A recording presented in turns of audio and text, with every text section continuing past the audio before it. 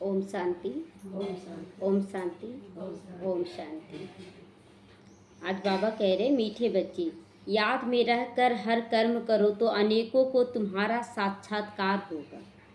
साक्षात्कार का मतलब एक वो देवी देवता के रूप में ही नहीं, साक्षात्कार का मतलब ये भी होता है कि जब कोई प्रॉब्लम में होगा कोई, और वो आपको ज़रूर याद करेगा कि चलो उससे पूछ लेते हैं, ये भी साक्षात्कार का रूप है। तो ये साक्षात्कार मूर्त हम कब बनेंगे? जब हमारे अंदर रूहानियत की स्थिति होगी, आत्मिक स्थिति होगी। आत्मिक भाव में हम सबको प्रेम करेंगे, एक बराबर सबको देखेंगे, तो वो स्थिति में साक्षात्कार मूर्त बनेंगे। लेकिन जब हम अपने ही में फंसे हुए हैं, एक दो आत्मा में फंसे, एक परिवार में फंसे हैं, तो आप दूसरों को साक्षात्कार कैसे कराएंगे? तो इसीलिए बाबा कहता है कि याद में रहकर हर कर्म करो कि मैं आत्मा हूँ, परम पिता की संतान हूँ, और मैं यहाँ आई हूँ कर्म करने के लिए। तुम्हारा साक्षात्कार होता रहेगा। आज का प्रश्न है, संगम युग पर किस विधि से अपने हृदय को शुद्ध और पवित्र बना सकते हो? अपने हृदय को। उत्तर है, याद में रहकर भोजन बनाओ और याद में खाओ तो हृदय बिल्कुल शुद्ध हो जाएगा। संगम युग पर तुम ब्राह्मणों द्वारा बनाया हुआ पवित्र भोजन देवताओं को भी बहुत पसंद है। देवताओं को, चैतन्य देवताओं को भी बहुत पसंद है। बाबा कहता है ना, अगर पवित्रता के साथ बनाएंगे तो अंतरात्मा बहुत खुश होती है। और इसीलिए दिखाते हैं ना कि आज मंदिरों में भी ब्राह्मणों द्वारा भोग बनाया जाता है। तो बाबा कहता है कि ये ब्रह्मा भोजन के लिए देवता भी तरसते हैं। जिनको ब्रह्मा भोजन का कदर होता है वो तो थाली धोकर भी पी लेते हैं। एक कना तो छोड़ने की बात दूर है, लेकिन थाली धोकर मतलब कुछ भी अंश ना रहा, इतना वैल्यू है। कल भी बाबा बता रहा था ना, तो आज भी बाबा बता रहा कि बच्चे इसका वैल्यू समझो। महिमा बहुत है इस भोजन की, क्योंकि देखिए यहाँ पर तो और ज़्यादा वैल्यू है। ब्रह्मा कुमारियाँ सभी पवित्र होकर, पवित्र मन से और परमात्मा की याद से भोजन बनाती, एकदम शुद्धता से, सफाई से। तो इस भोजन का बहुत बहुत वैल्यू है। याद में बनाया हुआ भोजन खाने से ताकत भी मिलती है और हृदय परिवर्तन शुद्ध पवित्र हो जाता है। ओम शांति। संगम पर ही बाप आती हैं। रोज बच्चों को कहना पड़ता है कि रूहानी बाप रूहानी बच्चों को समझा रहे। रोज क्यों कहना पड़ता है? क्योंकि हम लोग समझ लेते कि ये देहधारी हमें समझा रहा है, लेकिन समझाने वाला तो बाप है। तो इसलिए उनको रोज कहना पड़ता है कि रूहानी बाप रूहानी बच्चों को समझा रहे हैं। ऐसा क्यों कहते हैं? कि बच्चे अपने को आत्मा समझो, बच्चों को यह याद पड़े बरोबर बाप बेहद का बाप है। इसीलिए बाबा रोज रोज कहता है। आत्माओं को पढ़ाती हैं, सेवा के लिए भिन्न भिन्न पॉइंट्स पर भी समझाते रहते हैं बाबा। बच्चे कहते हैं सेवा नहीं है बाबा, हम बाहर में सेवा कैसे करें? मतलब कहीं भी जाते हैं, अनजान जगह में नौकरी पे जाते हैं बच्चे, तो सोचते हैं कि हाँ सेवा कैसे करें। तो बाप सेवा की युक्तियाँ तो बहुत सहज बतलाते हैं। चित्र हाथ में हो, रघुनाथ का काला चित्र भी हो, गोरा भी हो। अब एक ही व्यक्ति गोरा भी होगा, काला भी होगा, एक ही शरीर में। वो कहीं कृष्ण का मूर्ति गोरा दिखाते हैं, कहीं कृष्ण का मूर्ति काला दिखाते हैं। अब दोनों तो एक साथ संभव नहीं है। तो श्री कृष्ण का वह नारायण का चित्र गोरा भी हो और काला भी हो, भले छोटे चित्र हों, लेकिन श्री कृष्ण का इतना छोटा चित्र भी बनाती हूँ। तुम मंदिर के पुजारी से भी पूछ सकती हो कि इनको काला और गोरा एक साथ क्यों दिखाया जा रहा, कहीं गोरा कहीं काला। तो ये आत्मा का भाव है। तो बाबा कहता है कि ये गोरा और काला क्यों बनाया जाता है, जबकि असूल में गोरा था। असूल में मतलब वास्तव में तो कृष्ण एकदम गोरे थे। तो वास्तव में शरीर काला नहीं होता है। तुम्हारे पास बहुत अच्छे गोरे गोरे भी हैं, रहते हैं, परंतु इनको काला क्यों बनाया जाता है? यह तो तुम बच्चों को समझाया गया है कि आत्मा कैसे भिन्न भिन्न नाम रूप धारण करके नीचे उतरती जाती है। तो बाबा कहता है कि देखिए आत्मा, इसका स्पीकर फिर टच क्यों हो जाता है? तो बाबा कहता है कि आत्मा गोरी और काली बनती है, पतित और पावन आत्मा बनती है। ये शरीर जो एक जन्म में आप बहुत पुण्य कर रहे हैं और फिर अचानक से आप पाप करने लगे तो शरीर नहीं बदलेगा, वो पाप पुण्य आत्मा बनती है। तो अनेक नाम रूप धारण करके बनती है। जब से काम चिता पे चढ़ती है तब से ये काला बनती जाती है। जगन्नाथ व श्रीनाथ द्वारे में ढेर यात्री होते हैं, तुमको निमंत्रण भी मिलते हैं। बोलो, हम श्रीनाथ के 84 जन्मों की कहानी हम आपको सुनाएंगे। शुरुआत में ब्रह्मा कुमारियों को निमंत्रण भी मिलता था, तो बाबा सिखाता था कि जाओ बोलो कि हम आप इनकी 84 जन्मों की कहानी बताएंगे, श्रीनाथ की। भाइयों और बहनों आकर सुनो। और वाइट ड्रेस में जब ब्रह्मा कुमारियाँ 14 साल तपस्या करके निकली थी सेवाओं में, तो लोगों को आकर्षण होता था, क्योंकि उस समय तो पूरा आत्मिक स्थिति बन गया था 14 साल में। वो रूहानियत सबको खींचता था कि कोई देवी उतरी है। कोई नहीं बोलता था कि कोई ब्रह्मा कुमारी है, सब यही बोलता था देवी देवता उतरे हैं। तो ऐसा भाषण और कोई कर ना सके इतना क्लियर। तुम समझा सकते हो ये काला क्यों बने हैं। हर एक को पावन से पतित जरूर बनना है। देवताएं जब वाम मार्ग में गए तब उन्हें काला दिखाया गया। इसीलिए खजुराहो में जाइए या पुरी में जाइए तो आप देखिएगा मंदिर के चारों तरफ केवल काम विकार का चित्र बना हुआ है, केवल गंदे चित्र बना हुआ है, क्योंकि देवी देवता जब गए विकार में तो ये मंदिर मस्जिद बनने लगा ना, मंदिर ये सब, तो वह काला दिखाया जाता है। काम चिता पर बैठने से आयरन एज्ड बन जाते हैं। आयरन को इसीलिए उसका कलर कैसा होता है, काला होता है, लोहे का काला होता है। सोने का गोल्डन होता है, उनको कहेंगे गोरा। सोने का जो बोलते हैं सोने जैसा मन है इसका, सोने जैसा तन बोलते हैं, तो सोना एकदम मतलब गोरा बन जाना। वही फिर 84 जन्मों के बाद काले बनते हैं। सीढ़ी का चित्र तो जरूर हाथ में हो कि कैसे देवी देवता भी नीचे उतरे हैं, एकदम काले बन गए हैं और अभी फिर से गोरा बनाया जा रहा है। सीढ़ी भी बड़ी हो तो कोई भी दूर से देखकर समझ लेंगे अच्छी रीति से, मतलब छोटा मोटा चित्र नहीं समझेंगे, लेकिन अगर अब तो बड़ा बड़ा पोस्टर निकल रहा है सीढ़ी का भी, तो तुम समझाओगे तो भारत की यही गति है। लिखा भी हुआ है उत्थान और पतन। तो उत्थान जब हम देवी देवता थे, पतन जब शूद्र बन जाते हैं। बच्चों को सेवा का शौक होना चाहिए। समझाना है यह दुनिया का चक्र कैसे फिरता है, गोल्डन, सिल्वर, कॉपर और आयरन एज में कैसे पहुंचता है, सतयुग, त्रेता, द्वापर, कलयुग में कैसे आता है। फिर यह पुरुषोत्तम संगम युग भी दिखाना चाहिए कि कैसे त्याग तपस्या होता है यहाँ पर सेवा, और फिर सतयुग आता है। तो भल बहुत चित्र नहीं उठाओ, सीढ़ी का चित्र मुख्य है भारत के लिए। तो तुम समझा सकते हो। अब फिर से पतित से पावन तुम कैसे बन सकते हो, सबको ये समझाना है। पतित पावन तो एक ही बाप है, उनको याद करने से सेकंड में जीवन मुक्ति मिल जाती है। जीवन मुक्ति माना कि जो हम लौकिकता में फंसे थे, हम अमीर हैं, गरीब हैं, हम बीमार हैं, हम क्या याद आ जाता है, बाबा परिचय देता है कि बच्चे तुम तो सर्वशक्तिमान की संतान हो, तुम साधारण नहीं हो। तो सेकंड में जीवन मुक्ति मिल गया कि हम कितनी ऊंचे बाबा की संतान हैं। तो तुम बच्चों में ये सारा ज्ञान है अभी, बाकी तो सब अज्ञान नींद में सोए पड़े। सभी आत्माएं उसी परम पिता की संतान है, लेकिन अज्ञानता में सब सोए पड़े, कोई नहीं जान रहा है। तो भारत ज्ञान में था तो बहुत धनवान था, जब ये मालूम था तो बहुत धनवान था, आत्मा का परिचय था। अभी तो भारत अज्ञान में है तो कंगाल बन गया है, धनी धोनी का तो पता नहीं, निधन के बन चुके हैं। तो ज्ञानी मनुष्य और अज्ञानी मनुष्य में यही अंतर है। अज्ञानी मनुष्य नहीं जानते कि हम किसकी संतान हैं, और ज्ञानी जान रहे कि हम किसकी संतान हैं। देवी देवता और मनुष्य तो नामी ग्रामी हैं। देवताएं सत्युग त्रेता में होते हैं, मनुष्य द्वापर कलयुग में जब विकारी बन जाते हैं। बच्चों की बुद्धि में सदैव ये सब रहना चाहिए, सेवा करने के लिए, किसी को समझाने के लिए। वह भी बाप समझाते रहते, रोज मुरली के दौरान ये सब समझाते रहते हैं। सीढ़ी का चित्र समझाने के लिए बहुत अच्छा, कैसे देवी देवता भी पवित्र से अपवित्रता में, पावन से पतित में गिरते चले गए हैं। बाप कहते गृहस्थ व्यवहार में रहो, शरीर निर्वाह के लिए धंधा धोरी भी करना है, छोड़ना नहीं है। घर चलाना है ना, तो बाबा कहता सब कुछ करना है। जिस्मानी विद्या भी पढ़नी है, बाकी जो टाइम मिले तो सेवा के लिए ख्याल करना चाहिए। टाइम मिले तो सेवा का भी सोचना चाहिए कि हम कितना सेवा करें। देखिए हर एक बच्चा का दास दासी तो जरूर बनना है, सबका, चाहे कोई 2-4 बनाए, चाहे 2-400 बनाए, चाहे 1000, चाहे करोड़, बनाना सबका नंबर वाइज बनता है। तो हम औरों का कल्याण कैसे करें।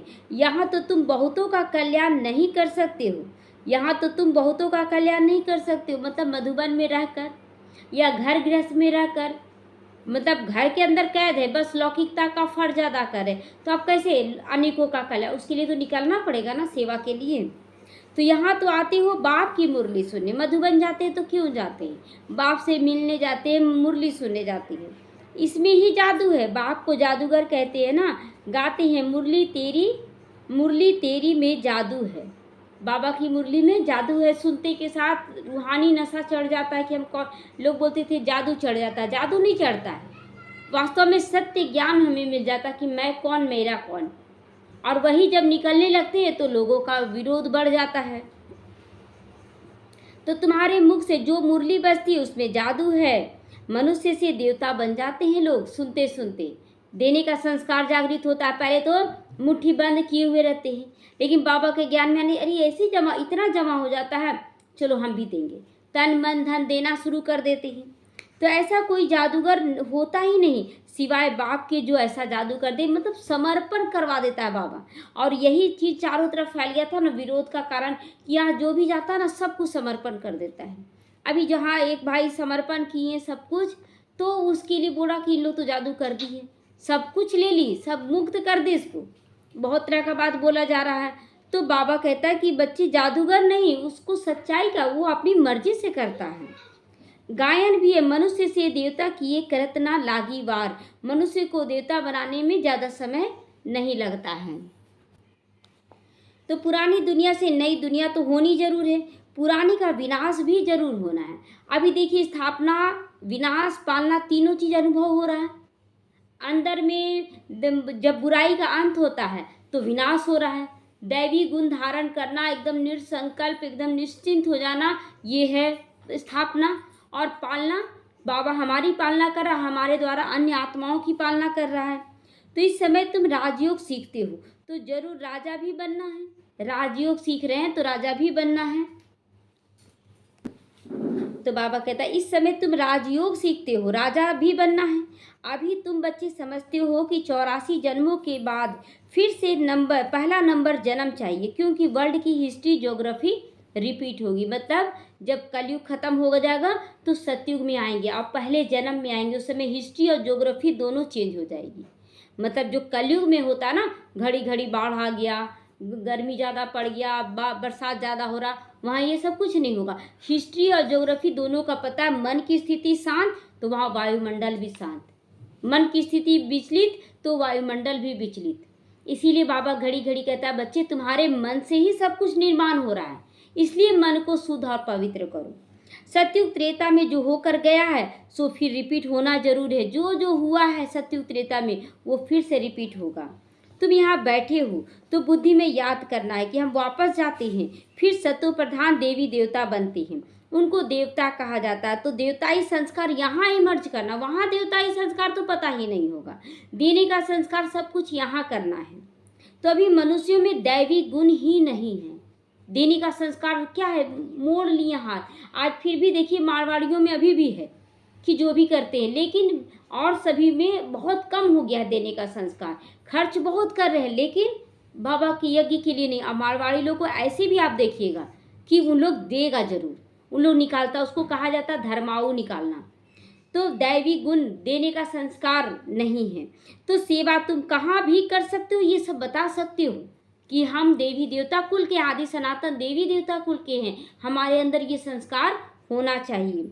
कितना भी धंधा आदि करते हो कोई फर्क नहीं पड़ता, लेकिन गृहस्थ व्यवहार में रहते ये कमाई भी करते रहना है, ये सब कमाई करते रहना। अब बाबा कहता है ना अपने ही तन मन धन से सभी आत्माओं की सेवा करनी है।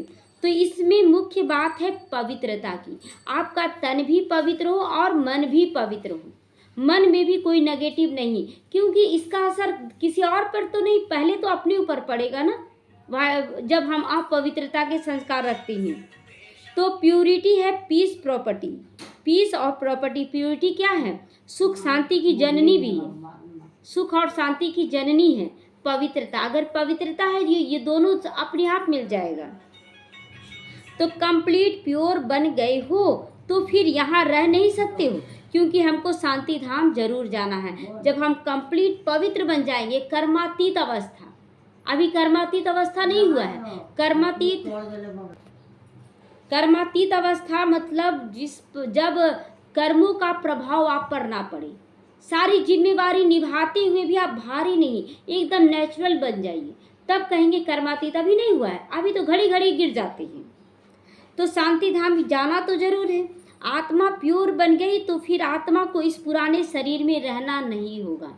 अभी हम लोग हैं तो कहीं ना कहीं इम्प्योरिटी है हमारे अंदर, अपवित्रता है। तो यह तो इम्प्योर है ना, 5 तत्व भी इम्प्योर हैं यहाँ पर। इसीलिए कभी जाड़ा ज़्यादा पड़ता है, कभी गर्मी, कभी बरसात ज़्यादा। तो शरीर भी इनसे ही बना है, इसीलिए शरीर में भी क्या होता है, कभी दर्द हो गया, कभी फीवर आ गया, कभी ये हो गया, कुछ ना कुछ होता रहता है। इनको मिट्टी का पुतला कहा जाता है। यहाँ से जो वाइब्रेशन क्रिएट करेंगे वही होगा। जितना हम स्वराज अधिकारी बनेंगे उतना एकदम साफ स्वच्छ बनते चले जाएंगे। इसीलिए बाबा कहता है यहाँ मन का इलाज तो तन का भी इलाज।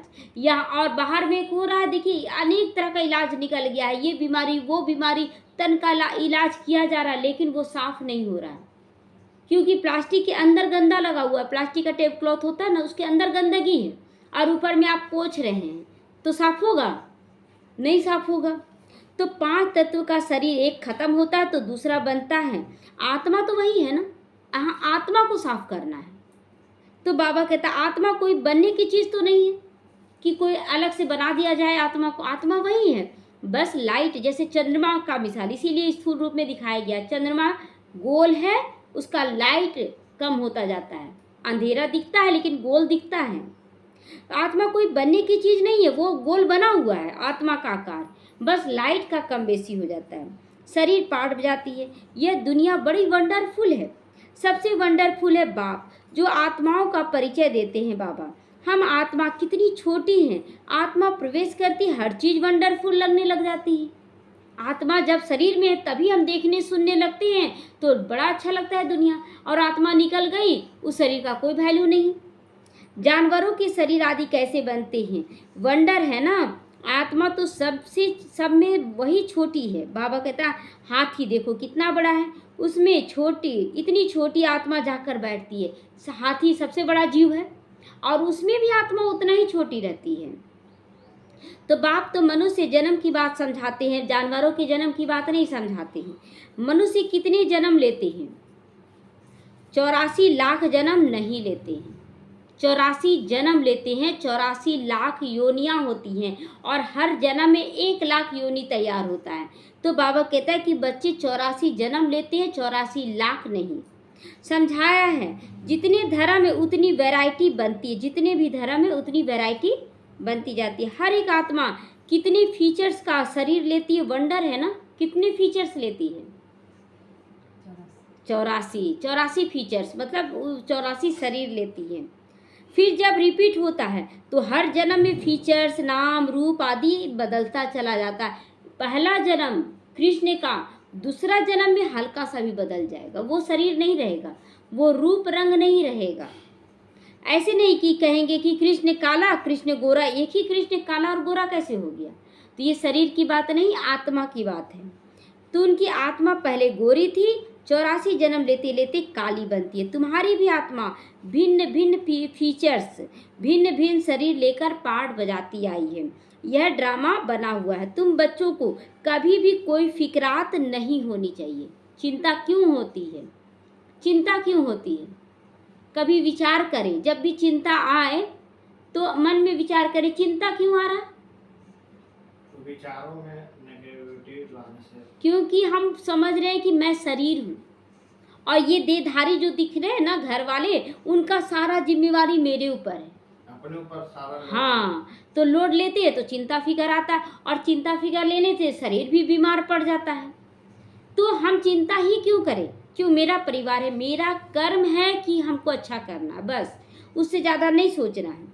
तो ये फिक्रात नहीं होनी चाहिए। सब एक्टर्स हैं, सारे एक्टर्स हैं और सभी अपना अपना भाग्य लेकर आए हैं। एक शरीर छोड़ दूसरा लेकर फिर पार्ट बजाना है। हर एक जीवन में संबंध आदि बदल जाते हैं। आज इस परिवार में शरीर छोड़े फिर दूसरे परिवार में चले जाएंगे, फिर वहाँ का चिंता लेते रहेंगे, फिर उस परिवार में छोड़े तो फिर तीसरे शरीर में। तो इस तरह से पार्ट बदलता जाता है, परिवार बदलता जाता है। तो हर जन्म में संबंध आदि भी बदल जाता है।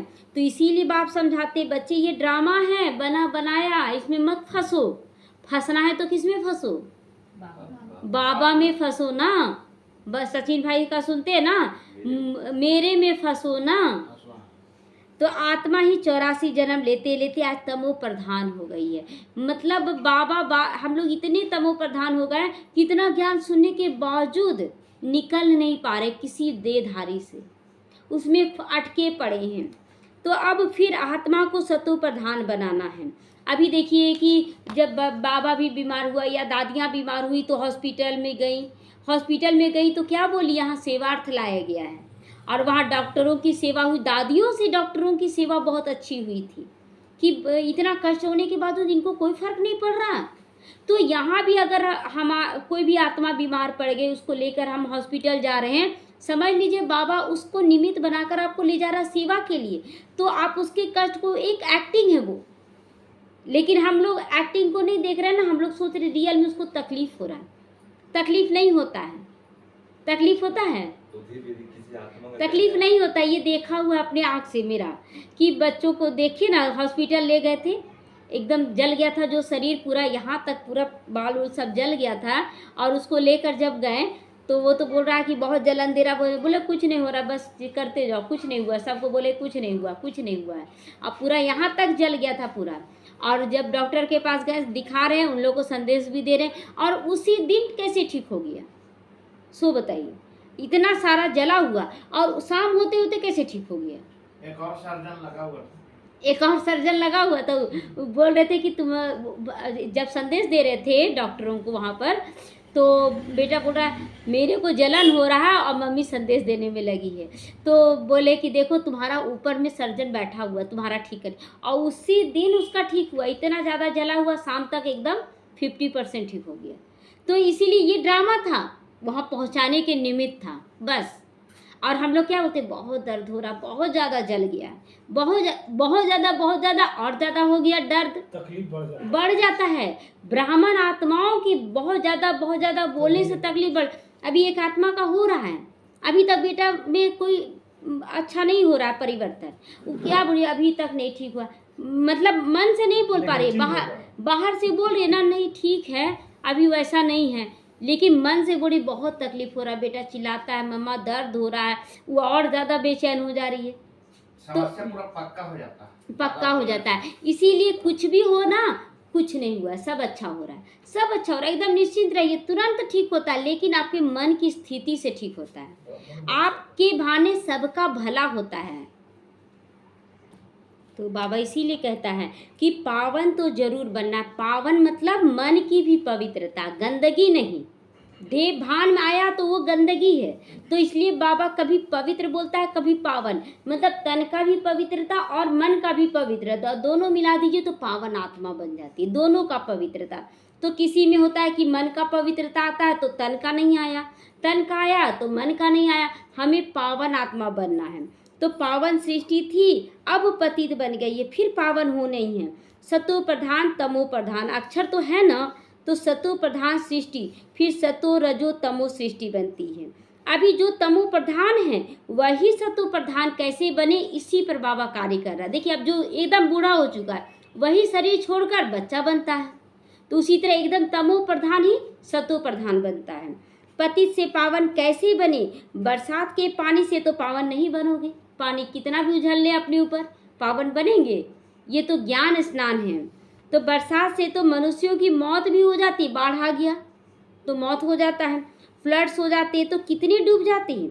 अभी बाप समझाते रहते हैं यह सब खंड नहीं रहेंगे, जितना दिख रहा है ना इतना खंड, बाबा कहता है ये नहीं रहेंगे। नेचुरल कैलमिटीज भी मदद करती है विनाश करने में, तो कितनी ढेर मनुष्य जानवर आदि बह जाती हैं।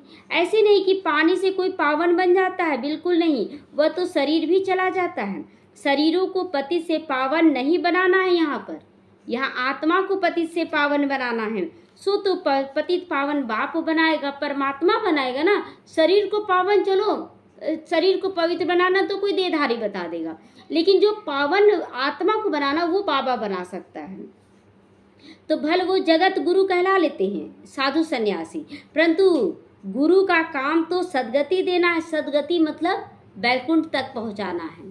तो वह तो एक बाप सदगति देता है, तो बाप सतगुरु ही सदगति देता है। तो बाप समझाते हैं तो बहुत रहते हैं, लेकिन सुनकर धारण करने वालों को ये परिवर्तन होता है। केवल सुनना और सुनाना, आज देखिए ज्ञान देने वाले बहुत हैं, धारणा करने वाले कम हैं।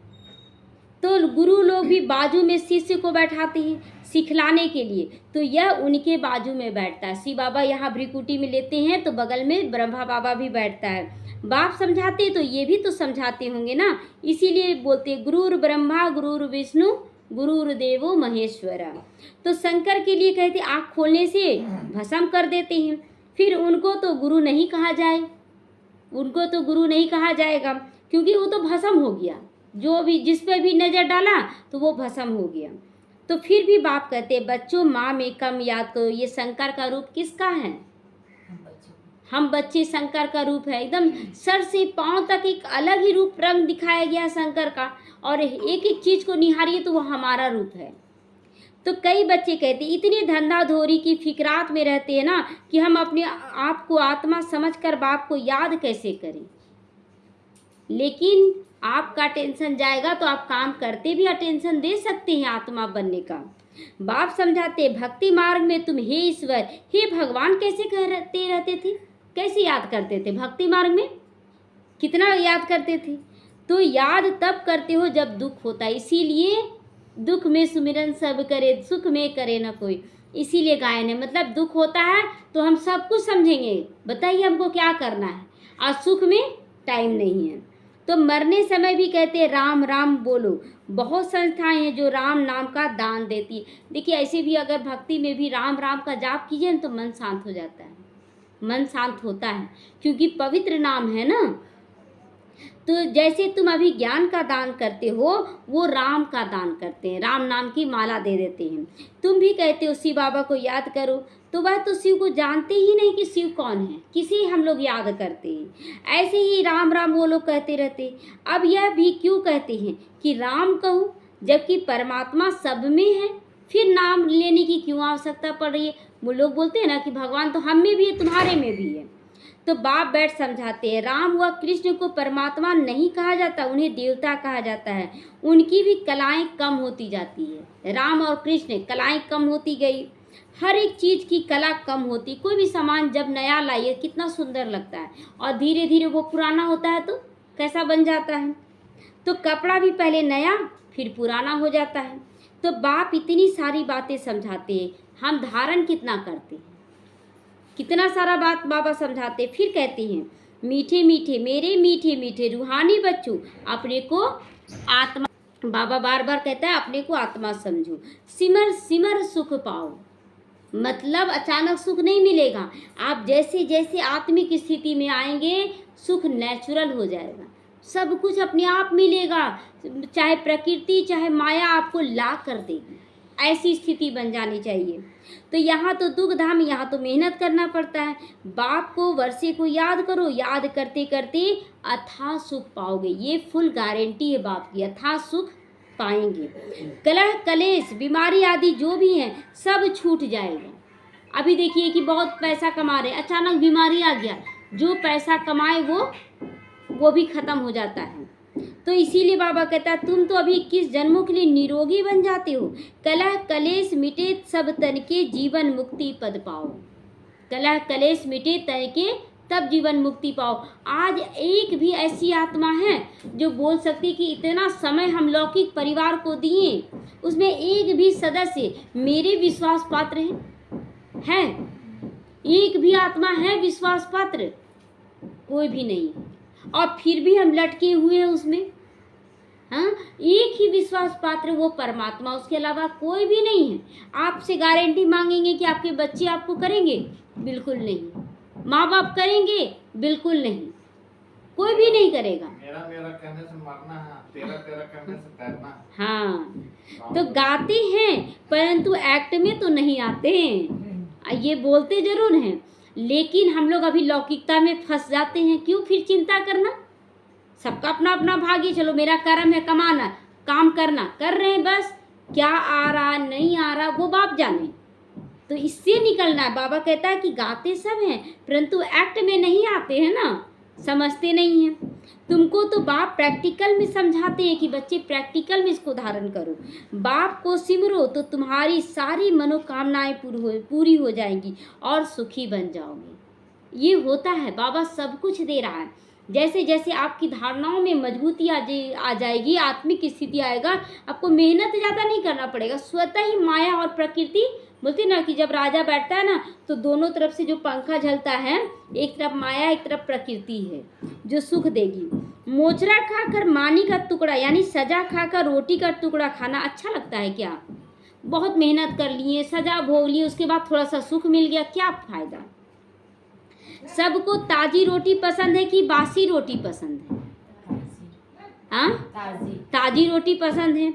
आजकल तो तेल ही चलता है ना, तेल चलता है, वहाँ तो घी की नदियाँ बहती हैं।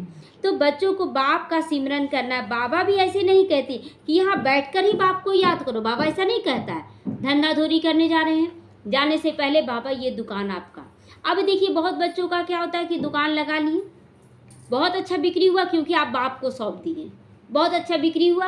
अब परिवार आया, अब क्या करें, परिवार आया है ना तो चलो थोड़ा नॉन वेज भी खिला देते हैं, थोड़ा होटल का चीज़ खिला देते हैं।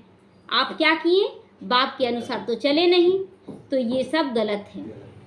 तो बाबा कहता है बच्चे तुम सब कुछ कर सकते हो लेकिन हम कर नहीं पाते, केवल जब दुकान लगा रहे तब बाबा को सौंपते, तो ये तो और महापाप पाप बन जाता है। नहीं चलते हैं, घूमते फिरते हैं, शिव बाबा को याद करना है। नहीं चलते हैं तो घूमते फिरते याद करो। नौकरी आदि भी करनी है, बाप की याद बुद्धि में रहनी चाहिए कि बाबा का याद में ही हम सब कुछ करें। हम व्यर्थ का खर्चा, फालतू खर्चा करें तो महापाप चढ़ रहा है। लौकिक बाप के बच्चे नौकरी आदि करते हैं तो याद रहता है ना, कोई भी पूछेगा तो झट बताएंगे हम किसके बच्चे हैं। किसी का बाप डॉक्टर है तो बोलते हैं ना कि मेरे हस्बैंड डॉक्टर हैं, मेरे पिता डॉक्टर हैं, बोलते हैं मेरा प्रधानमंत्री है, मेरा चाचा लगता है, काका लगता है, बोलते हैं ना। तो बुद्धि में बाप की प्रॉपर्टी भी याद रहती है। तुम भी अभी बाप के बच्चे बने हो तो प्रॉपर्टी भी याद है सबको कि भगवान से क्या मिलता है। बाप को भी याद करना और कोई से संबंध नहीं रखना है, अंदर से कोई संबंध नहीं। हम लोग क्या कहते हैं, बाहर से संबंध कट कर देते हैं, अंदर से जुड़े रहते हैं, तो ये तो धोखा हो रहा है ना। तो आत्मा में सारा पाठ नूंधा हुआ है जो इमर्ज हो जाता है। इस ब्राह्मण कुल में तुम्हारा जो कल्प कल्प का पाठ चला है वही इमर्ज होता रहता है, इसमें दोष भी नहीं है। कोई जन्म का हिसाब किताब जो हमारा अटकाव झुकाव बना हुआ है सबके साथ। तो बाप समझाते बच्चे खाना जब बनाओ, मिठाई बनाओ, शिव बाबा को याद करके बनाओ, तो इससे बहुत प्रभाव निकलेगा। शिव बाबा को याद करके बनाओगे तो मिठाई खाने वाले का भी कल्याण हो जाएगा। इसीलिए भोग बहुत प्यार से, बहुत योग युक्त होकर बनाना है ताकि हर आत्मा का परिवर्तन हो। कहाँ साक्षात्कार भी हो जाता है कि जाओ उसके पास, जैसे ब्रह्म शुरुआत में होता था ना कि मैं आया हूँ इस तन में, आओ तुम, तो उसी तरह यहाँ भी साक्षात्कार होगा कि उनसे जाकर बात करो, तुम्हारा सब ठीक हो जाएगा। तो ब्रह्मा का भी साक्षात्कार हो सकता है। शुद्ध अन्न का प्रभाव पड़ता है तो ब्रह्मा का, श्री कृष्ण का, शिव का साक्षात्कार कर लेते हैं। ब्रह्मा यहाँ है, ब्रह्मा कुमार कुमारियों का नाम तो होता है ना, तो नाम किस पर, ब्रह्मा पर पड़ा, तो बहुतों को साक्षात्कार होते रहेंगे क्योंकि बाप को याद करते हैं ना। तो देखिए साक्षात्कार हो रहा है, किसी को परम धाम का होता है, किसी को कृष्ण का, किसी को ब्रह्म, सबको हो रहा है। तो बाप युक्तियाँ तो बहुत बताते हैं, वह मुख से राम राम बोलते हैं, तुमको मुख से कुछ नहीं बोलना है, एकदम साइलेंस में बैठना है। जैसे वो लोग समझते हैं गुरु नानक को भोग लगा रहे हैं, तुम समझते हो हम शिव बाबा को भोग लगाते हैं, इसीलिए बनाते हैं। शिव बाबा को याद करते बनाओगे तो बहुतों का कल्याण हो सकता है, अपना तो होगा ही लेकिन बहुतों का कल्याण के निमित्त बनते हैं, तो उस भोजन में ताकत हो जाती है। इसीलिए बाबा भोजन बनाने वालों को खास कहते हैं कि शिव बाबा को याद करके बनाते हो। भोजन में बहुत एकाग्रता होना चाहिए। लिखा भी हुआ है शिव बाबा याद है, देखते ना वहाँ पर बाबा के घर में भंडारी में लिखा रहता है शिव बाबा याद है। याद में रहकर बनाओगे तो खाने वाले को भी ताकत मिलेगी, हृदय शुद्ध होगा। ब्रह्मा भोजन का गायन है, ब्राह्मणों का बनाया हुआ भोजन देवताएं भी पसंद करते, इसीलिए देखते ना कहीं कहीं मंदिरों में किसी बाहरी को अलाउ नहीं होता, पूजा करने का भी नहीं, ब्राह्मण ही लेकर थाली पूजा कर देते हैं। इतना गायन है, सोचिए भक्ति मार्ग में भी। तो यह शास्त्रों में है, ब्राह्मणों का भोजन बनाया हुआ खाने से बुद्धि शुद्ध हो जाती है, ताकत रहती, वो यहाँ की बात है, और इसी का फिर भक्ति मार्ग चलाता है। तो ब्रह्मा भोजन की बहुत महिमा है। ब्रह्मा भोजन का जिसको कदर होता है वो थाली धोकर भी पीते, एक अनाज का दाना तक नहीं छोड़ते हैं, थोड़ा सा भी नहीं छोड़ते हैं कि नहीं बर्बाद नहीं करना है, ये ब्रह्मा भोजन है। बहुत ऊंचा समझते हैं, भोजन बिगड़ तो रह ना सके, बहुत बड़ा पाप भी चढ़ता है अगर जो भोजन को बर्बाद करते हैं, इसीलिए उतना ही लो थाली में, व्यर्थ ना जाए नाली में, बोलते ना बाहर में भी लिखा रहता है। फेमन में भोजन बिगड़ मर जाते हैं, ये सब उसी का परिणाम है कि भूखे मर जाते हैं, भूख से तड़पते हुए। आत्मा ही भोजन खाती, इन ऑर्गन्स द्वारा स्वाद वो लेती है। अच्छा बुरा आत्मा ने कहा, वह यह बहुत स्वादिष्ट है, ताकत वाला है, आगे चल जैसे तुम उन्नति को पाते रहोगे वैसे भोजन भी तुमको ऐसा मिलता जाएगा, भोजन भी अच्छा अच्छा मिलता जाएगा। शुरुआत में साधारण में आए, उसके बाद देखिए अभी वो जो भी भोजन बाबा को भोग लगाते लगता है जैसे 56 भोग खा रहे, बहुत अच्छा लगता है। और बाहर वालों को देखते ये मंगा रहा होटल से, ये खा रहा, लेकिन संतुष्टि नहीं है, और ही बीमारी है। इसीलिए बच्चों को कहते शिव बाबा को याद करके भोजन बनाओ और खाओ, बाप जो समझाती उस पर अमल में लाना चाहिए। तुम हो पीहर घर वाले, जाते हो ससुर घर, अभी बाबा का घर पीहर घर है, हम जाएंगे बैकुंठ, वो ससुर घर होगा। सूच वतन में भी आपस में मिलते हैं, भोग ले जाते हैं, देवताओं को भोग लगाते हैं, देवताएं आते हैं, तुम ब्राह्मण वहाँ जाते हो, वहाँ महफिल लगती है ना, एडवांस पार्टी जो है वो तो अब ज्ञान में नहीं आएंगे, तो वो बन चुके हैं देवी देवता का स्वरूप, इसलिए एडवांस पार्टी में गए, सबको इमर्ज किया जाता है। अच्छा, मीठे मीठे सीखी लदे बच्चों प्रति माता पिता बाप दादा का याद प्यार और गुड मॉर्निंग। रूहानी बाप के रूहानी बच्चों को नमस्ते। हम रूहानी बच्चों की रूहानी माता पिता बाप दादा को याद प्यार, गुड मॉर्निंग और नमस्ते नमस्ते। शुक्रिया बाबा, शुक्रिया। धारणा के लिए आज मुख्य सारे, किसी भी बात की फिक्रात नहीं करनी है, अब करेंगे चिंता, जब कम हो तो भी ठीक, ज़्यादा हो तो भी ठीक, क्योंकि ये ड्रामा बिल्कुल एक्यूरेट बना हुआ है, सभी एक्टर्स इसमें अपना अपना पार्ट बजा रहे हैं, इसलिए चिंता नहीं करना, ठीक होगा नहीं होगा, कुछ भी हो जाए, बीमारी भी हो जाए, बस ड्रामा में एक्ट चल रहा है। जीवन मुक्ति पद पाने व सुखी बनने के लिए अंदर में एक बाबा का ही सिमरन होना चाहिए, मुख से कुछ नहीं बोलना है, लेकिन अंदर में बाबा को याद करना है। भोजन बनाते व खाते समय भी बाप की याद में जरूर खाना है। आज लोग ब्रह्मा भोजन भी खाते ना तो गप बात करते हुए खाते, जबकि बात नहीं करना है, बिल्कुल एक आवाज़ नहीं, बाबा की याद रहनी चाहिए। तो जब भी जितना भी कोर खाएं, हर कोर में बाबा आप खिला रहे, आप देखिए 2-3 दिन लगातार ये करके देखिए, एक एक कोर बाबा की याद में, आपका ताकत बढ़ जाएगा, आपकी मन की स्थिति पावरफुल हो जाएगी। इसीलिए बात नहीं करना चाहिए, बहुत अच्छा लग रहा है आपको, ये मिला वो मिला, ऐसे बात नहीं करना है, हमें एकदम एकाग्रता से खाना है। वरदान है, स्वार्थ ईर्ष्या और चिड़चिड़ेपन से मुक्त रहने वाले क्रोध मुक्त भव। कोई भी विचार भले दो, सेवा के लिए स्वयं को ऑफर भी करो, लेकिन विचार के पीछे उस विचार को इच्छा के रूप में बदली ना करो। जैसे कोई सेवा की तो सेवा एक इच्छा हो जाती है कि हमको करना है बाबा, एक इच्छा नहीं, एक सेवा भाव होना चाहिए। तो सेवा भाव आप मनसा द्वारा भी बहुत अच्छे से कर सकते हैं। तो बाबा कहता है कि इच्छा मतलब हम उससे आगे जाएं, हम उससे आगे जाएं, ये नहीं, हमें सेवा कल्याण भाव से करना चाहिए। तो जब संकल्प इच्छा के रूप में बदलता है तब चिड़चिड़ापन आता है कि हम ज़्यादा नहीं कर पा रहे हैं, हम ऐसे नहीं कर पा रहे, वैसे नहीं, वो कैसे कर ले रहा, ईर्ष्या का रूप ले लेता है। हमें कल्याण की भावना से सेवा करना है कि दिखावा की भावना से, कल्याण की भावना से, लेकिन निस्वार्थ होकर विचार दो, स्वार्थ रख कर नहीं। तो स्वार्थ क्या जाता है, मान शान की इच्छा, मेरा भी नाम वाला हो, मेरा भी नाम, क्यों, बाबा चुना है, बाबा कराने वाला, हम क्यों सोचे ये सब। तो मैंने कहा होना ही चाहिए, यह नहीं सोचे, मतलब हम राय दिए किसी को कि ये होना चाहिए, नहीं माना गया, हम डिस्टर्ब हो गए, देखो माना नहीं जाता है मेरा बात। तो बाबा कहता है कि ऑफर करो तुम, लेकिन क्यों क्या में नहीं आओ, नहीं तो ईर्ष्या घृणा एक साथ ही बन जाएंगे। आप ऑफर करो कि हाँ यहाँ ये करो, लेकिन ज़बरदस्ती आप नहीं करवा सकते कि आप करो ही, नहीं। तो स्वार्थ या ईर्ष्या के कारण भी क्रोध पैदा हो जाता है, तो अब इससे भी मुक्त बनना है। स्लोगन है शांति दूत बनकर सबको शांति देना, यही आपका ऑक्यूपेशन है, यही हमारा सेवा होगा, यही हमारा बिजनेस है, यही हमारा कर्तव्य है, सब कुछ यही है। ओम शांति।